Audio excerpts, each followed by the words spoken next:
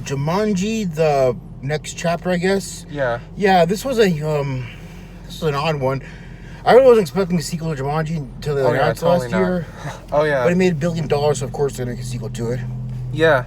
I honestly, if you've seen like a member of my favorite band, and it was like he saying like he can't wait for this to be the next worst movie of this year, and Dwayne Johnson retweeted.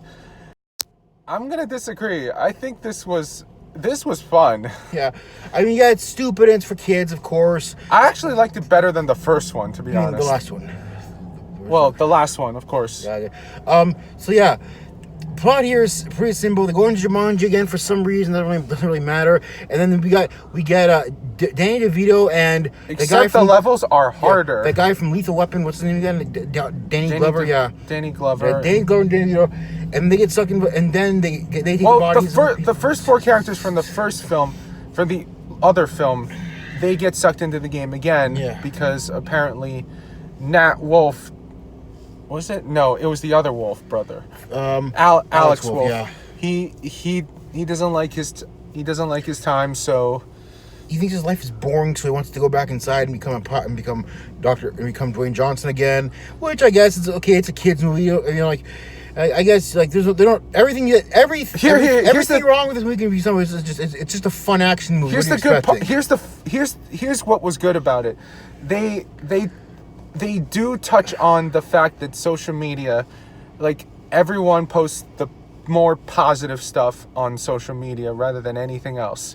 Only when they're happy and stuff. And they mention it here, and I think it's a good way that they brought this up because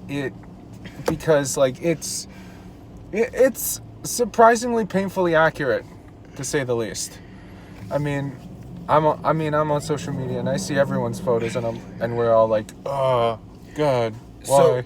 So yeah, there was a little character development at the beginning, like Martha from Martha, the other girl, Bethany from the last film. She's now more athletic and travels a lot. She's not just on her smartphone all the time. Yeah. And all the other people are trying, and Martha's a lot more social. So there was some growth. I'll give it that. But the most entertainment you get from this movie is watching Dwayne Johnson, Kevin Hart, Jack Black, and Karen Gillan do impersonations of all these other characters, and they the best part. That's the best part. Yeah. The best part, like the first time they get sucked into the game, Dwayne Johnson and Kevin Hart have to be Danny DeVito and Danny Glover. Yeah. And the one thing that they could have done, which I was so looking forward to, which they didn't, is they didn't have Kevin Hart say he's a 75-year-old man. Kevin Hart plays a 75-year-old man. Why didn't they have him say, I'm getting too old for this shit? Like everyone was looking forward to that. I was looking forward to that. Had a Lethal Weapon reference, that would have been hilarious. It would have been funny. One of the side plots of this movie was that Danny Glover's character is getting too old, and then he wants to stay in Jumanji so he doesn't age because he's got cancer or something. And the two of them. Why didn't they have him just say, "I'm going to do it"? That would be hilarious. Well, the two of them are. Yeah, it does talk about like but during both there are two storylines going on in this movie.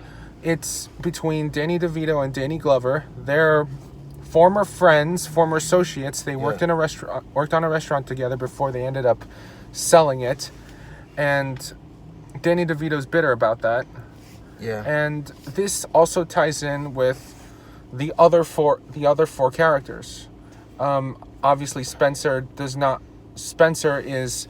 the grandson of Danny DeVito. Yeah. Spencer ends up not talking to the other three as much, and so it's like here they are. They have to get him back. They have to get him back, like both physically and literally. Emotionally, yeah, because a large piece of him is like Jumanji for him is a drug. He gives him this like sense of empowerment. I mean, he was Dwayne Johnson, and last week now he's just some regular store clerk selling organizing toothpaste. He's Aquafina, and now in this movie, we should get that later. So yeah, Jumanji for him was basically a power fantasy that let him be whoever he wanted, and he missed that so much that one of the main plot for this movie is basically like, are you willing to sacrifice who you are to be someone else just because that other thing will make you feel more powerful? And then this movie he becomes Aquafina, and then they switch bodies again. There's just Deus Ex Machina plot device that's just there for the sake of like, okay, it's a stupid action movie. I'm like, I mean, everything that doesn't make sense in this movie can be chopped into the fact that it's a stupid action movie. But although to be fair, I love Awkwafina's character in the movie because she plays both Spencer and Danny DeVito, Alex Wolff and Danny DeVito's character, so she was able to do that and like she also plays a thief. Yeah, and if this was an actual game, I would pick that character. Yeah. So the whole premise is just like I said. There's so many action movies that do stupid things. You can just say it's a dumb, stupid action movie. This is a dumb, stupid action movie, but only difference is it's got a fantasy element. So I'm like, okay, that makes sense in this realm of I think the best fantasy. I think the best parts are like the dialogue between each other because that's where it kind of because that was the best part. Obviously the humor is based on just like once again the video game humor. It works and it works even more in this movie because you're dealing with like two. It's it's the stereotype of like two young characters teaching these two old characters how to play a video game. At the very end, Spencer is teaching his grandfather Danny DeVito how to play Street Fighter. And then he's like, "What did you guys do today?" "Oh, Spencer taught me how to play a video game." I was like, "That's double meaning." So that was funny. Like that was funny. A lot of the humor will be for kids, and they do swear an awful lot. I mean, like I was waiting for you can say at least one F word in a PG-13 movie. I'm surprised they didn't drop an F-bomb when in like a serious situation. I think that, like I said, the biggest drawback for me was the fact that everything is all the characters have special powers in the movie. Only now they have extra powers because the reason they give for them having bonus powers now in this game is that the game is busted. Therefore, it's been glitched somehow, and therefore they have extra powers. Like all their powers are basically just a plot device. Like Kevin Hart is a linguistic, but we never see him use like his powers like on like deciphering a clue on a wall like hieroglyphics. He just talks to animals, and like I mean, okay, that's his one plot device that's gonna help him out like once or twice. And then this character and then Jack Black's got geometry that's gonna help him out once in the entire movie. All their attributes are just basically plot devices. So you can definitely how is this gonna be a plot device? How is that gonna be a plot device? How is that gonna be a plot device? I'm like, okay, this is getting really ridiculous, but as long as it's entertaining, as long as it's got people blowing things up. Although to be fair, video games kind of do that anyway because like because the character that's like is useful for only one certain thing. That's I bet there's 1,000 games that do that. Yeah. I mean like they have like Castlevania 3 they have like a Belmont, Igor I think was in it, and Alucard is in it. Yeah. So obviously they're playing to that kind of trope. Yeah, and that was cool. It was cool. It was entertaining. I just was like, this is only a 2-hour movie. For a 2-hour movie, they managed to get a lot accomplished. I feel it could have been better if this was like a mini series on TV, or maybe make another animated series where The Rock voices himself, like they did back in the 90s and the Jumanji 90s animated cartoon series. That was fun. So. Like I said, this movie was basically they go into a video game. They have to do another quest, rescue this other jewel this time, and find like from this other bad guy. I was there. You get a lot, and I mean you kind of know what to expect. Yeah. If you've seen the last movie. The whole movie is just basically it's just to basically rock Dwayne Johnson and Kevin Hart saying we can play other characters besides our stereotypes or our archetypes. So and like so. In the first movie, Kevin Hart was basically Kevin Hart. Yeah, and the one thing I really didn't like this movie was they made the black guy Fridge. He's like, oh man, he's like, this is a quote. He's like, I need to stop hanging around white people. I'm like, what the fuck? Look, there's a lot of jokes that like are obviously.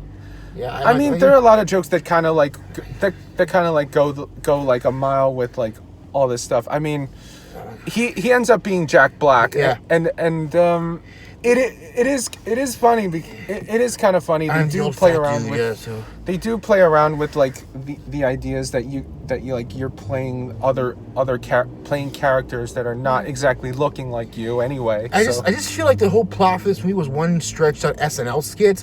The only thing, I wouldn't say that. I guess. I mean, well, maybe in the old days. I mean, I still like. But, the new definitely not the new SNL. I still like the movie. I think it's out the they've done all they could, and at the end of the movie, in a post-credit sequence, there's a scene where this other guy unleashes the ostriches onto the real world, and they're like, "Is this gonna be like the first Jumanji with Robin Williams again, where they stop all the creatures from coming out and somehow beat the game to get them back in?" I'm like, okay, that'll be interesting, I guess. We'll find out. And the one thing that I thought was like, okay, like I know it's a video game, but the stupid cartoony logic is like, and just to show off, like at the very beginning when they first get sucked into the game, Dwayne Johnson, who's playing Danny DeVito's character, picks a fight with an ostrich, and the ostrich kills him by pecking him, and he explodes. But later on, he gets like thrown through like 3 concrete walls, and he's completely fine. And so he so an ostrich manages to do more damage than like getting thrown through 3 concrete walls. I'm like, I know it's a video game, it's just a kid's movie. I know. Although the good part is in the last movie they do the cutscene humor, but then they cut back to the villain with no other characters. Here they didn't do that, and I think that's why I like it a little more, because they follow the video game more, the rules of the video game a little more than they did in the last one. Yeah, and what was the thing again? Oh yeah, a lot of the CGI in this one was, in my opinion, a lot worse than the previous movie. The ostriches looked like they were made out of wax, and when they're climbing this icy tundra and they're speaking to each other, they're up close. There's no like breath. You can't see their breath. It's obviously a blue screen or a green screen. Seriously, this is like a $70 million, $100 million picture, and they couldn't even bother to have a breath effect where you can see their breath in the ice. I'm like, okay, it's for kids. It's not meant to be realistic. I get it.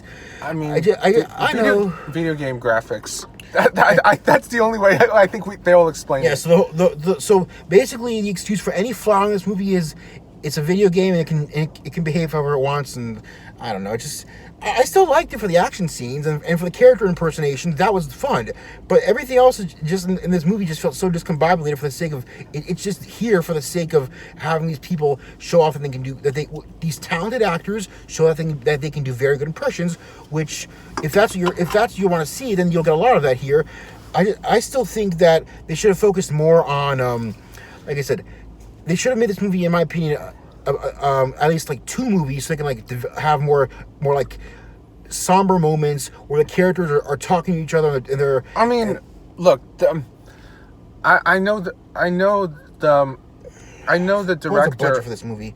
The budget for this movie was $132 million. So the budget for this movie is about $40 million more than the previous one, which was $40 million, which is $90 million, and the ostriches look even worse than the. I don't know. Yeah, I think they spent a little. I think they spent more time on like dialogue and the humor about this, because I know the director and he did Walk Hard, the Dewey Cox story.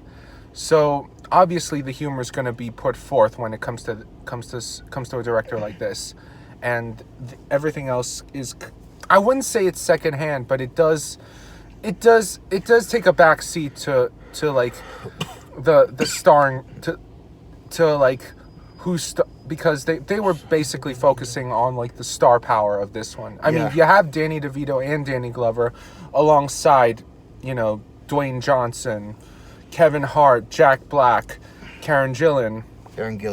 Yeah, sorry. It's okay.